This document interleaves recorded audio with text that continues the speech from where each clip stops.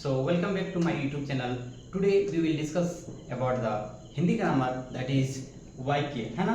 तो वाक्य के बारे में हम लोग क्या करेंगे, डिस्कस करेंगे। सबसे पहले हम जानेंगे कि वाक्य को इंग्लिश में क्या बोलेंगे। तो वाक्य को हम लोग इंग्लिश में बोलेंगे सेंटेंस, है ना। तो कहता है कि शब्दों के सार्थक समूह को वाक्य कहते हैं। यानी जब दो शब्द एक साथ मिलेंगे और उसका कोई मीनिंग होगा तो उसको क्या बोलेंगे, वाक्य बोलेंगे। जैसे हम लोग एग्जाम्पल लेते हैं, जैसे अब चल, है ना। तो अब चल ये दोनों मीनिंग हुआ कि अब हम लोग को जाने बोल रहा है। जैसे मत चल, है ना। तो दो सेंटेंस है जिसका कोई मीनिंग है। तो शब्दों का सार्थक समूह जिसका कोई मीनिंग रहता है, जब दो या दो से अधिक शब्द मिल करके एक साथ रहेंगे और इसका कुछ मीनिंग होगा तो उसको हम लोग क्या बोलेंगे, वाक्य बोलेंगे। हम लोग जानते हैं कि वाक्य के दो अंग होते हैं, एक होता है उद्देश्य, एक होता है विधेय, है ना। एक है उद्देश्य, एक है विधेय। हम लोग एक एक करके समझेंगे और एग्जाम्पल से हम लोग समझेंगे कि उद्देश्य का मतलब क्या होता है और विधेय का मतलब क्या होता है। जैसे यहाँ पे बाहर में एक ऑटो चल रही है ना, तो हम लोग क्या बोल रहे हैं, ऑटो चल रही है। तो किसके बारे में बोल रहे हैं, ऑटो के बारे में, है ना। वही बोल रहा है कि वाक्य में जिसके बारे में कहा जाता है उसको क्या बोलेंगे, उद्देश्य। जैसे अभी बोल रहे थे ऑटो चल रही है, तो किसके बारे में बात कर रहे थे जी, ऑटो के बारे में बात कर रहे थे। तो ऑटो क्या हो गया, उद्देश्य। लेकिन अभी क्या बोल रहे थे, चल रही है, ठीक है।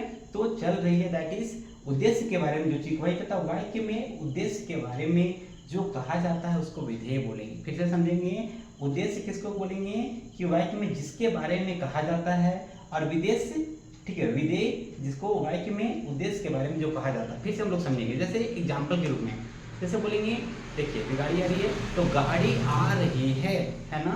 तो किसके बारे में बोल रहे हैं, गाड़ी के बारे में। तो गाड़ी हो गया उद्देश्य और आ रही है क्या हो गया, विधेय, है ना।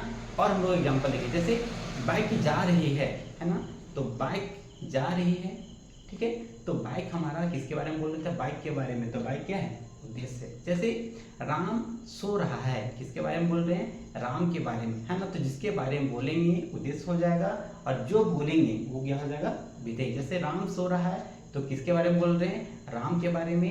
तो राम हमारा उद्देश्य हो गया और सो रहा है विधेय हो गया। जैसे मैं पढ़ा रहा हूँ, तो किसके बारे में बोल रहे हैं, अपने बारे में। तो मैं क्या हो गया, उद्देश्य हो गया, और पढ़ा रहा हूँ विधेय हो गया। जैसे हम लोग बोलेंगे सीता रो रही है, तो किसके बारे में बोल रहे हैं जी, सीता के बारे में बोल रहे हैं। तो सीता हमारी क्या हो गई, उद्देश्य हो गई, और हमारा जो भी आगे हम लोग बोलेंगे वो हमारा विधेय होगी। जैसे एग्जाम्पल में हम लोग को देखेंगे, जैसे यहाँ पे लिखा हुआ है राम पढ़ रहा है, किसके बारे में बोल रहे हैं, राम के बारे में, है ना। तो ये हो गया हमारा उद्देश्य, ठीक है।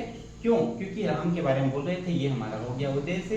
लेकिन क्या कर रहा है जी, पढ़ रहा है, ये हमारा हो गया विधेय, है ना। तो जिसके बारे में बोल रहे हैं, राम के बारे में बोल रहे हैं, तो उद्देश्य हो गया। बाकी जो बोलेंगे वो हमारा विधेय हो जाएगा। फिर से ध्यान देंगे कि जिसके बारे में बोलेंगे वो हमारा उद्देश्य हो जाएगा और जो बोलेंगे वो हमारा विधेय हो जाएगा।